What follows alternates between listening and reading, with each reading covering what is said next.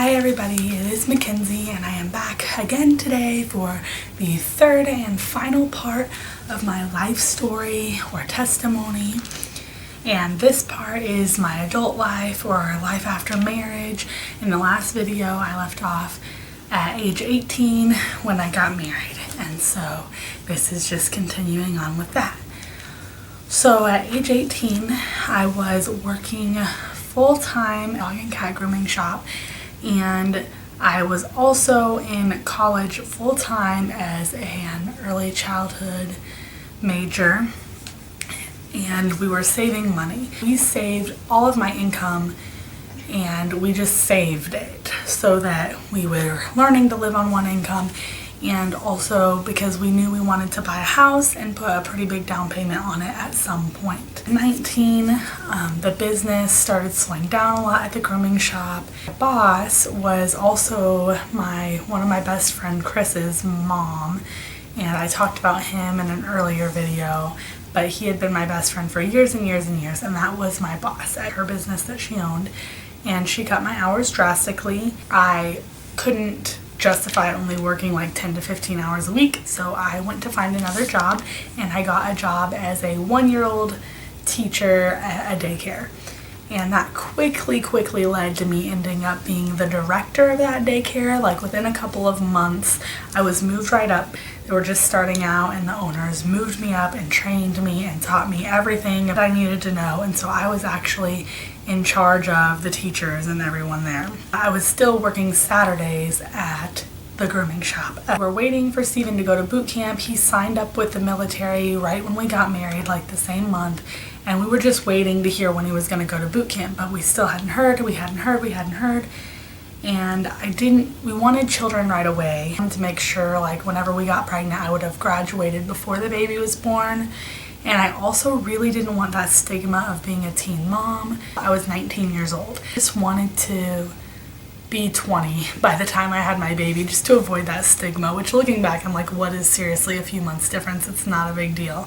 But that was kind of our thinking on waiting a little bit to have kids. November of that year, my best friend Chris, he passed away unexpectedly. 20 years old, we were exactly 1 year apart, and it was devastating. I got a call from my old landlady and she told me, and I started screaming. Steven was working overnights at the time, and I woke him up and he took me over to my grandma's, and then I went over to Jenny's house. I was only working for her on Saturdays at that point, but I still worked for her. So I went over there because obviously I knew she would be devastated too. And I just couldn't believe it, and it really just like stung bad in my faith. I didn't really know where he stood, and we didn't know at the time when it first happened if it was a suicide or an accident. We really didn't know, which it was an accident, come to find out, but it was just very sad for us and for really like everyone that knew him at all. I actually ended up planning like a vast majority of that funeral, and I was the first one to get up and talk when it was time for people to, and it was just a very hard time in my life trying to work through that of losing one of my best friends. He was the kind of friend who, like, when I was dating losers before Steven, had just told me they're losers, they're, you know, whatever, and I just kind of thought like maybe he like has a crush on me or something because he hates every single person I date. But then when Steven came along, he was like, you know what, I like this guy's good, and he was right. He was just really just being a good friend, and when he saw that someone was right for me, he approved. And so it was just so sad, and it was just unexpected and crazy, and I was 19 and he was 20, and you know 20-year-olds aren't supposed to die. Actually, we just quit waiting for boot camp. We didn't care anymore. We wanted to have a family, and in February of that year I found out I was pregnant with Evelyn. Then Jenny, she was going through a lot of rough times. She had just lost her son, and the business, like I said, had died down a little bit in the winter, but she got really mad and snapped at me and said, you can't work here. You have to go get a doctor's note, and I wasn't gonna pay like $300 to get a doctor's note to work 1 day a week. It's like, you know what, forget it. I was working full-time as a director, and I was newly pregnant, and we just quit messing with it. In March, after we had decided we're not gonna wait for boot camp, right around our anniversary, Steven went to boot camp. So I was about 9 weeks pregnant, Steven went to boot camp, and I moved in with my grandma. 10 months of boot camp and skill school, and I just kept working. In May, Steven graduated boot camp, and I also graduated college. And I actually skipped my graduation to go to his graduation so I could see him, because we hadn't seen each other in 2 months. Then my aunt got into some trouble, and she was going to lose my sister. Got the phone call, and I was her like person that she wanted to have contacted when they found her. And it was a big ordeal, but basically because I was 19, I couldn't get custody of her. In my state, you have to be 21 to have custody of a child that isn't biologically yours. I asked my grandma if she could do it, which of course she was gonna do it. It's our grandchild too. And so we all went through the process, everyone in the household had to, of getting her into our home. But my grandma still worked a lot and had a lot going on and really didn't want to raise another teenage daughter. And so I basically took on the responsibilities that there were of making sure that my 14-year-old sister was okay and safe. And basically, while I was pregnant with Evelyn, was also raising a teenager in a way. This time I wasn't really going to church, and I mean, I always believed in God, but I just wasn't really living for him. I wasn't going to church. I was super busy. I was working. I was going to college. I was helping my sister. When college was out and I did have more time, I was just spending a lot of time hanging out with my friends and family, because I knew that when Steven got out of school, we would be moving. I put like a lot of weight on people and just being close to these people and thinking, okay, even when I leave, like, these people are the best ever. In October, I ended up getting induced. I wasn't gonna get induced, but at the last minute I changed my mind, and I had an elective induction to have Evelyn, and Steven was able to come and be there for 3 days before he went back to skill school. At 6 weeks, he came home and we moved out of state, and basically all those expectations I put onto people came crashing down. Nobody that I had been close to over that 10 months of Steven being gone really called to check on us. Nobody really seemed to care. And I ended up with postpartum depression after a kind of traumatic birth experience, and then not being able to breastfeed like I wanted to, moving away from my whole family, figuring out how to be a wife again after almost half of our marriage at the time being apart. We were just fighting a lot, and there was a lot of marriage issues, and it was really, really a rough time in our marriage. And down below I'll link a surviving the military video that I did not too long ago if you want to hear a little more about that. We weren't living for God. We weren't, and I was just so upset, and I had put all this weight onto people around me, onto my friends, on my family, and had expectations on them that they couldn't fill. Same expectations upon my husband as well. Pretty much like almost expecting him to be God, and he's not God. God is God. So there was just a lot of issues there, and adjusting to being a very young mom and a wife and not having my family around for the very first time in my entire life. We finally found a church in the state that we were in. Evelyn was about 3 months old when we started going there, and it helped a good amount. I liked the messages, it was enjoyable, so we just went there. It did refocus me back onto God, because I really hadn't been thinking about God at all, to be honest, for years and years. Like, it just wasn't a priority at all, even though I never would have denied my faith. I realized that I had been crazy, like flat out crazy, and I decided to stop. I was just like, you know what? I'm not gonna be crazy anymore. And it was just like that. I just started talking to God again. I decided to stop being crazy, and I also threw out my hormonal birth control. So all of those things combined was like a healing moment for me. And Steven and I started doing really better. I mean, it was literally like within a week, things just went from super, super bad, like honestly like on the verge of divorce kind of bad. We never said that, of course, but I mean, in my mind, it was there. I'm just being honest. It was there. To really, really good. Like almost overnight, things just got so much better. It's just like everything just fell into place and I quit being so selfish. And we wanted our kids close in age. And so we decided to go ahead and just let whatever will be and have another baby if that was God's will. I got pregnant immediately. I just really decided I wanted to document my life, and my family was living far away, and so I wanted a way for them to kind of like keep up on us and how things were going. And that is when YouTube came into the picture. So that's been like 4.5 years ago that I started my YouTube channel. And that is why it started. I found out I was pregnant with Josiah. I wished I would have recorded things and documented things when Evelyn was first born through that pregnancy, but I didn't. But once I was pregnant with Josiah, I decided, you know what, I want to do this. And I started my YouTube channel. I was just in that point of realizing like I still did believe what I had always believed, but I actually wanted to follow it now. I wanted to actually live it out. I wanted to live for God, not just know He exists. Like knowing He exists and following Him is two totally different things. But I was still dealing with hurt from prior churches. At that time, we also made it a point to forgive our families, and Stephen forgave his parents, started reaching out and talking to his mom again, and he forgave his dad too, but that took a little longer for them. And I forgave both of my parents as well. I contacted my biological father and told him and gave him the opportunity to be in our lives again with boundaries, and my mom as well. So his relationship with his parents and the way we are with their family is actually really, really good now. Actually amazing to look back like 5 years ago when we weren't talking and probably had totally horrible things to say, and look at it now. It's definitely a God thing. God softened our hearts, He softened their hearts, and things have been really great.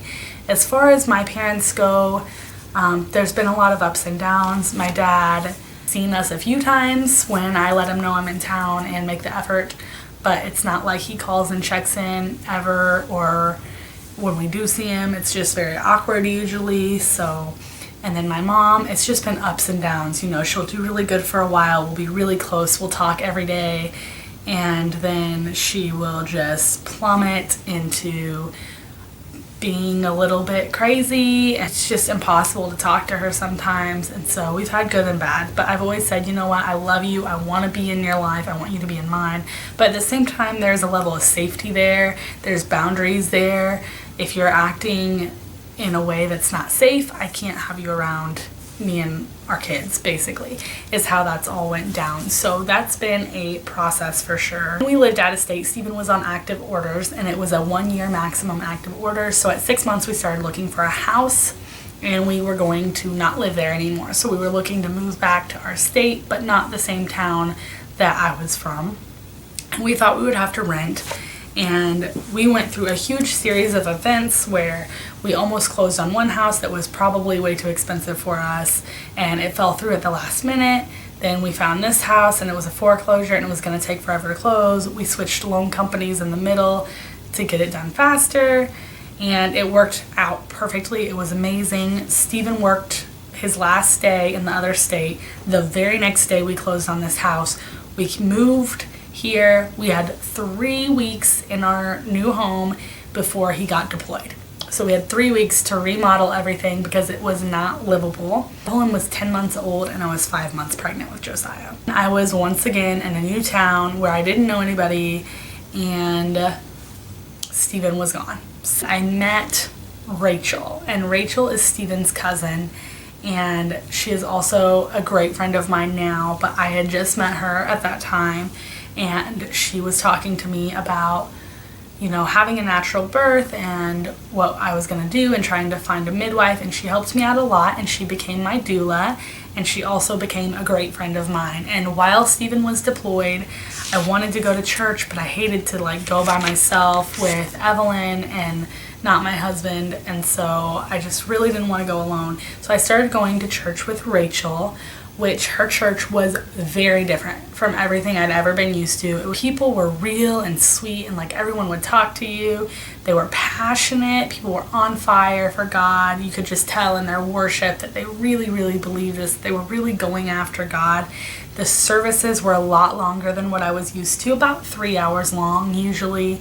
And the messages were very, very biblically based and dove deep into the Bible with context and backstory and everything, culture, more than I had ever heard. I had usually heard sermons with like a couple of scriptures pieced together with whatever the pastor was thinking. And this was just so, so different. And it was super convicting.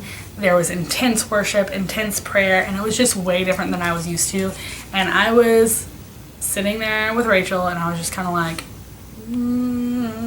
It was just so weird to me. It was the weirdest thing ever. I didn't want to go to church alone, so I kept going. And Steven came back after 3 months of being deployed. He went there with me, and he said, no, absolutely not. This is way out of my comfort zone. We are not going here. So we went church hunting. We just wanted to go to church for the kids, and we wanted to go to church and feel good that we were going to church, and we weren't really worried about growing our faith or growing our discipleship.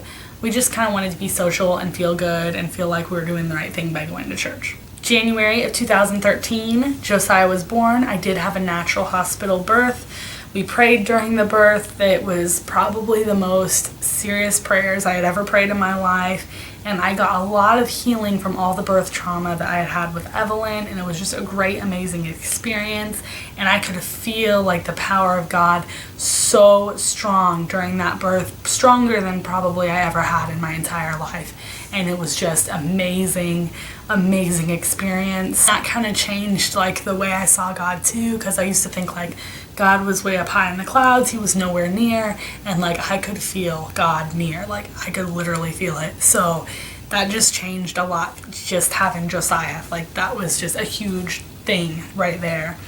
And we were still church hunting. We went to probably 12 churches in the area. Every church we went to, we would go to at least 3 times because we always wanted to give them a fair chance, a fair shot.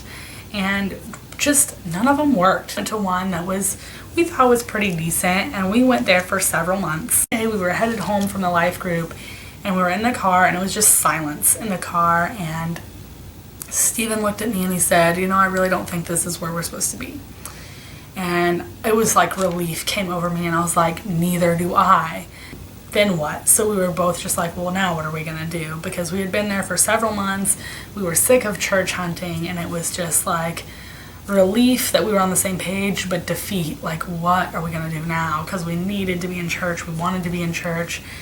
And Steven actually at that point suggested we go back to the church where Rachel went, the church that made us both so uncomfortable.